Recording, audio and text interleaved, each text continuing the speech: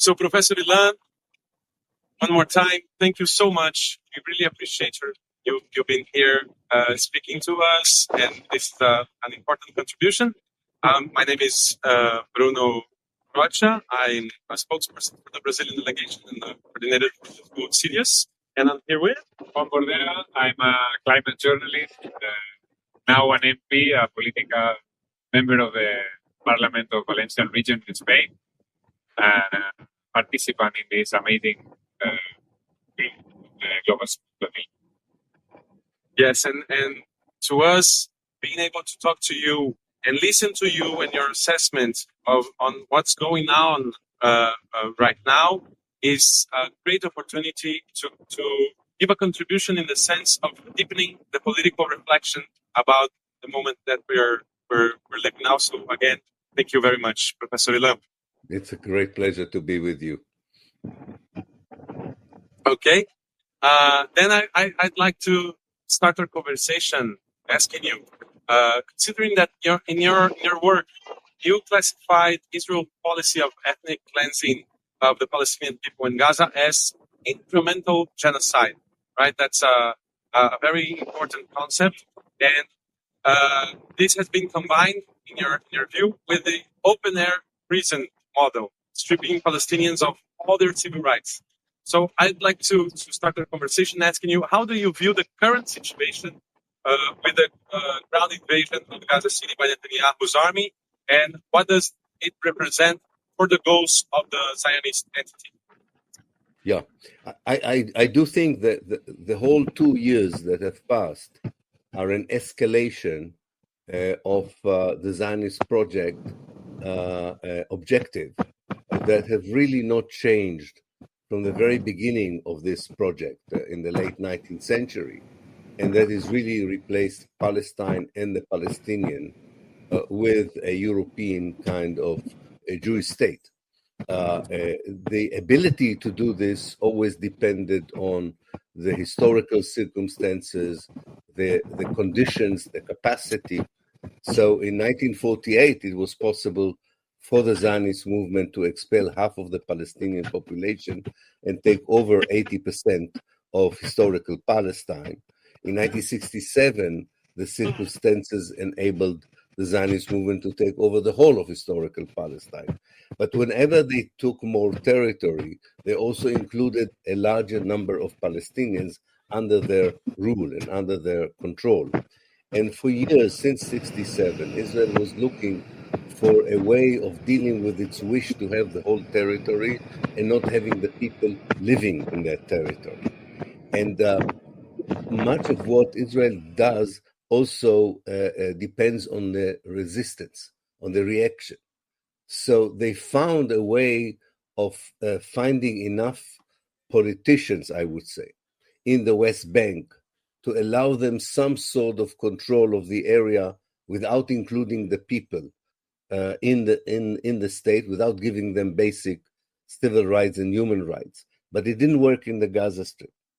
And in Gaza Strip, the resistance continued. And therefore, the next stage came. If we cannot control them, if we cannot overcome the resistance, it's time for elimination. It's time for genocide. And they were looking, of course, for the pretext, the excuse. And the 7th of October gave them that kind of pretext. Now, this is also, and it's terrible to say it because we have 65,000 people dead and 9,000 who are absent and so many wounded and so many displaced, but it's still, in their eyes, is not completed. And therefore, they are now escalating within the escalation. That is to destroy the whole major city of Gaza, regardless of the human cost. I think there's this particular government is watching the world, and if the world is only content with words and not actions, it always escalates what it does without inhibition. And why do I say it's impossible even to say this, because what they have done so far is horrendous and incomprehensible. And yet we can see that there's always another level of cruelty, another level of brutality, even when everything else had already been done. So for me, this is the worst kind of phase within a long process. I first called it ethnic cleansing. It turned into incremental genocide, and now it turns into full genocide. But the whole idea is to eliminate Palestine as an idea, as a nation, as a people, and much depends, of course, of how the international community would react now that these plans are not secret anymore. They are in the open, and we can see them on a daily basis. When I wrote about it in 2007, people said to me, no, this is not what Israel wants to do, or not that is what Israel had done. But I think very few people can now say that they don't know. The question is what we do, and part of what you guys are doing, of course, is so important because there needs to be all the time a reaction, an awareness, a recognition that the Palestinian people are facing an existential danger of existence. Yeah. Thank you very much, Ilan. You also refer to the particularity of settler colonialism carried out by Israel, and that the struggle for the Palestinian people is the struggle for justice for all those peoples who have been victims of imperialist colonialism. Could you talk a little about that? Yes. And in fact, as you know, I was in Brazil about 3 weeks ago, and one of the most moving moments was visiting a group of native Brazilians in a village near Paraty, and talking to the children there about settler colonialism. And I didn't have to use a lot of sophisticated academic language. They understood exactly what I was talking about. So it is a global phenomenon. First of all, the one in which Europeans were destroying indigenous native population in order to build a new Europe outside of Europe. And in that respect, Zionism should be analyzed within this framework of the injustice that Europe, in its colonialist age, imposed on the non-European people. That's one thing I think to remember. And finally, we can see now a solidarity network between all these people where in the past they were not working together, and that's very encouraging. But secondly, I think there is a connection between also people who are victims of economic injustice, social injustice, immigrants, people who are still suffering from poverty, people who are affected by global warming. It is connected because it's the same kind of politics that shows indifference to the suffering of these particular groups, is the same political system that shows indifference to the suffering of the people in Gaza.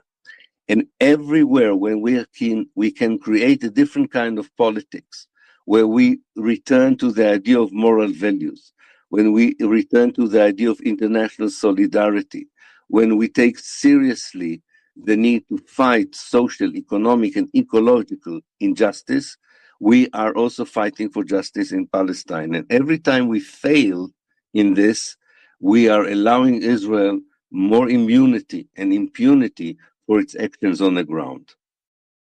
Thank you so much, Professor Ilan. I actually was with you in Brazil in a couple of opportunities. I do remember. We shared the stage in a very moving event, and I think that event itself, this particular alternative festival, indicated the solidarity between people in Brazil who suffer from settler colonialism, economic oppression, and ecological disasters on the one hand, and the people of Palestine. And it was very clear that for many of them, Palestine was a symbol of the struggle for justice, not just for the Palestinians, but also against injustices that happens in their own country. This is our global power. And we need to know how to translate it, because there is another global power that unfortunately allows genocides to continue. But we should be hopeful that we are creating the right network and institutions to challenge it and create a different world in Palestine and elsewhere.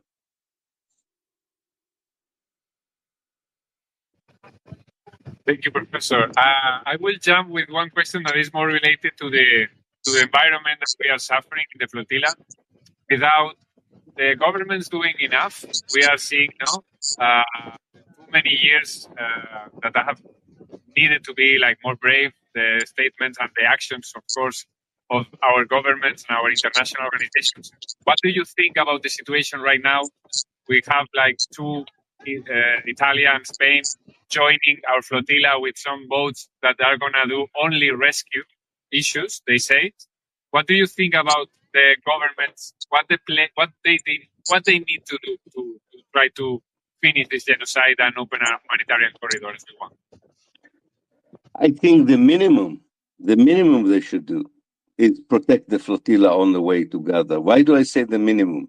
Because if you look at the United Nations Charter, the United Nations and the member states of the United Nations are obliged to defend people who are under the danger of genocide. In fact, the United Nations is even allowed to send military forces to defend people who are facing either a human or nature-made catastrophe. And this is the case that we have. So at least in the minimum, they should allow a peaceful flotilla to make its way as part of the international obligation to allow humanitarian aid to reach Gaza without any conditions, not as part of a deal, not as part of trying to compromise with Israel of what kind of food can go in, what kind of medicine can go in, but just this basic thing has. I still don't understand how anyone in any government is still debating what they should do on it. The Mediterranean is not an Israeli lake. It belongs to, it's a Euromed lake. And in this Euromed lake, there are countries with power, with navies, with responsibility for free transfer, for humanity. All this seems to be not respected when it comes to Israel and Palestine. And this has the danger of affecting our confidence in international law and international cooperation. So I do hope that they would understand that this is not just about Gaza. This is really about the future of this whole area and its ability to deal with issues of immigration, which bothers so many people, and poverty and ecology. This is part of it. Are we acting together in the name of the value system that, at least on paper, we all believe in? The basic human rights and civil rights of people to live, to eat, to get medical aid when they need it, to be defended from destruction, human-made destruction. All this is really something that should come as natural, as almost like second nature to the government. And we understand that there are lobbies and there are cynical politicians, and this is why we don't see that action yet. But let's hope that they understand that this is beyond the question of Gaza. This is about the future of our area. Regarding that, what do you think about the social movements that are building this pressure? Because if not, there was not the Italian strike and the Spanish magnificent actions that forced our governments to do something.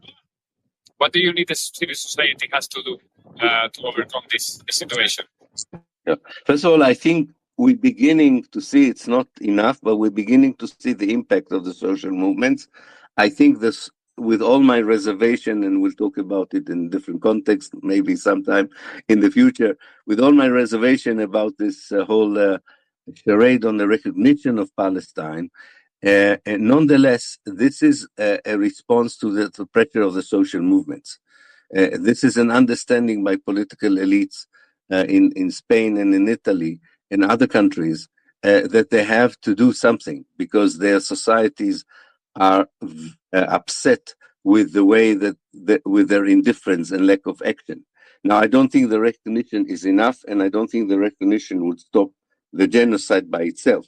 But I see it as the beginning of a move in, first of all, changing the language, and this is only due to the pressure of the social movements. And hopefully the social movements' action, especially if they are so active, some effective actions like strikes, like visible actions, not just petitions and words, may convince the governments to move faster on the issue that can really matter, and that's the issue of sanctions. That's the only thing that can really begin to be effective. No symbolic actions, but proper sanctions. And the governments have the tools. They don't even need the whole EU to agree to that, because unfortunately there are members of the EU that are not very supportive of these actions. But I think this is what we expect them to do at the minimum in order to stop the genocide. Thank you so much, Professor Ilan.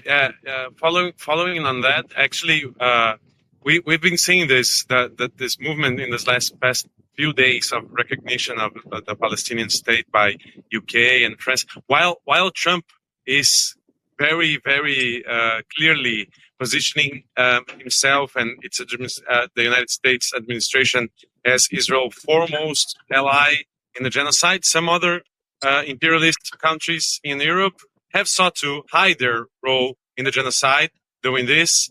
However, as you said, the terms don't guarantee Palestinian self-determination. And moreover, these same powers continue to actively collaborate with the genocide by selling arms to Israel and persecuting pro-Palestinian movements in their territories, right?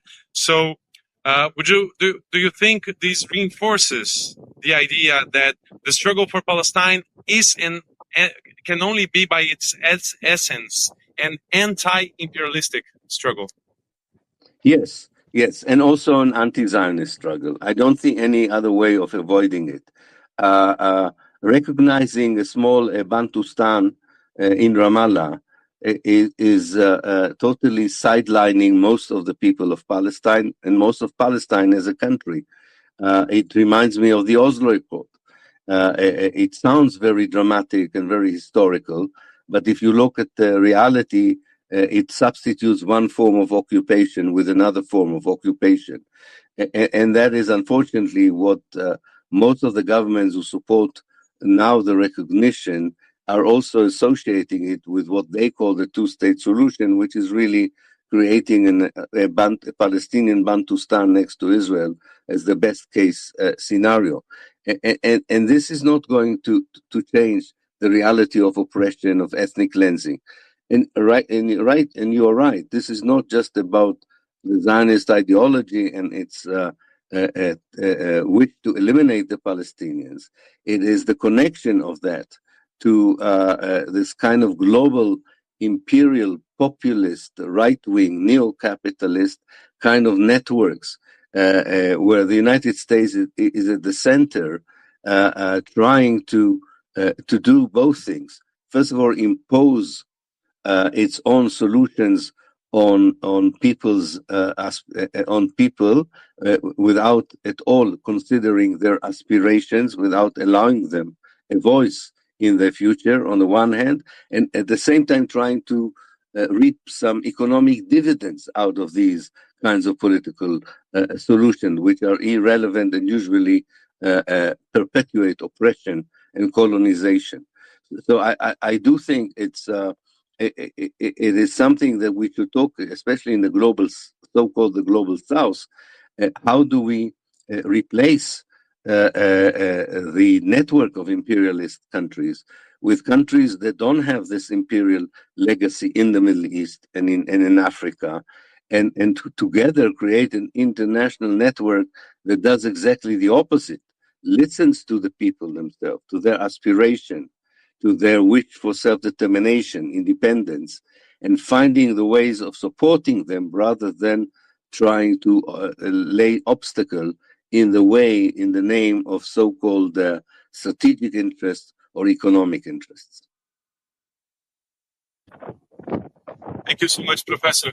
We see ourselves here in this flotilla as just one part, actually, of a social movement that is grassrooted and that has millions and millions of people all around the world doing everything they can. As Juan was saying, we just saw a couple of days ago the most powerful general strike in Italy in defense of the Palestinian people and against genocide, a mass demonstration with more than 500,000 workers and young people across the country. And we're seeing movements like those in many countries. And we're hoping that these moments and these actions and these initiatives can be part of building an alternative that is rooted on the political independence of the working class and of the oppressed peoples of the world, with our organization to face imperialistic oppression. And we see these moments as critical to strengthen the Palestinian people's struggle against genocide, because as you said, that is the heart and the center of all the struggles against economic exploitation, as you said, against imperialistic oppression and all the oppressed people's struggles all around the world. So, thank you very, very much. And I would like to ask you, I mean, we're on our way to Gaza right now. We will keep on doing everything we can to break Israel's illegal siege and bring humanitarian aid and also this political support to the Palestinian people. And I would like you to send your message to the Global Sumud Flotilla, to everyone that is involved in this effort, this pro-Palestinian movement around the world. Thank you so much. Yes, indeed, I do believe that what you're doing is an important part of the message the international community, especially its civil societies, its social movement, is sending. We are not standing by when these things are happening. We are doing all we can with all the means that we have, and this is a non-violent means to try and create a situation that ends ethnic cleansing, ends genocide and killing. And this is a reflection of a massive global sentiment that sees the case of Gaza as a symbol of the struggle against so many other injustices. And I'm sure the people of Gaza, as much as they are now desperate and do not see a way out of the situation, would welcome such an act, such a recognition that they exist, that people care, that people lose sleeps at night in order to find any possible way to end their suffering. I think that is very, very important. And I hope that on another level, it would put to shame the governments who have much more capacity and ability than you have for both the humanitarian aid and to change the reality, would feel shame and would hopefully, at least the more decent among them, among these politicians, would feel embarrassed and will take the example and understand that there is much that they can do. They cannot keep saying, well, there's nothing we can do. There's so much they can do. So at least to stop the carnage, to stop the genocide, and create the conditions for beginning decolonization, reconciliation that would benefit everyone, Jews and Arabs alike, between the river and the sea, living in equality, in liberation, in freedom, and not as we have it now, having the Palestinians living under apartheid, ethnic cleansing, and genocide. Thank you so much, Professor. I think we are so satisfied with this conversation. Thank you so much. Thank you so much. and good luck with everything, and keep in touch. And I hope all goes as well as one can hope for. And you and all of us are with you. I was in London in a conference with Jeremy Corbyn, and we talked with one of the other ships. I don't remember which one it was.